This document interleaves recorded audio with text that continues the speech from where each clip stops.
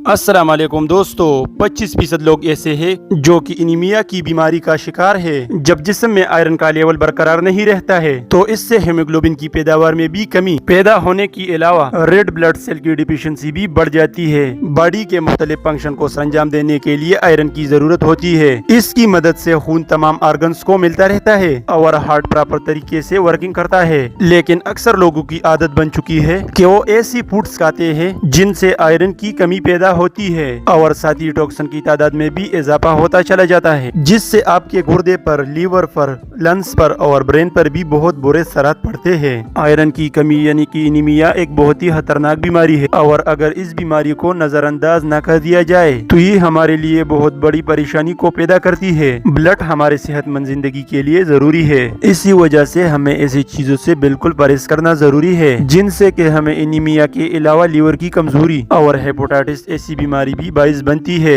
Anaemia का मसला होने पर कोई भी काम न करने के बावजूद भी जिस्म में बहुत ज्यादा थकान महसूस होने के अलावा सांस लेने में परेशानी, नहनों को कमजोर होकर टूटना, बालों का तेजी से झड़ना और अचानक सर में दर्द जैसे मसाइल देखने को मिलते हैं। काफी लोग ऐसे हैं जो कि खून की कमी को पूरा करने के लिए बहुत ज्यादा मेडिसिन का इस्तेमाल भी करते हैं, लेकिन इनकी इस्तेमाल से भी उन्हें कोई अच्छे रिजल्ट देखने को नहीं मिलते। एक सेहतमंद जिंदगी के लिए इसमें हेल्दी ब्लड के साथ साथ हेल्दी फूड का इस्तेमाल करना भी इंतहाई जरूरी है। इस मसले के लिए अगर हम कुछ नेचुरल और चुनिंदा चीजों को इस्तेमाल करते हैं, हम कुदरती तरीके से आयरन की कमी को दूर करें, एनीमिया के मसले से छुटकारा हासिल कर सकते हैं। इसके लिए आज हम इस वीडियो में आइए हम जान लेते हैं कुछ ऐसे ही असरदार घरेलू नुस्खों के बारे में जिनकी मदद से एनीमिया को ट्रीट करके सेहतमंद जिंदगी बसर की जा सकती है। तो आइए जान लेते हैं। इसके लिए जो पहला नुस्खा है, इसको बनाने के लिए हमें जरूरत होगी ब्लैक सीड्स यानी कलवंजी की, हनी यानी शहद की और 1 गिलास दूध की। इसको बनाने के लिए सबसे पहले 1 चुटकी कलवंजी को ग्राइंड करके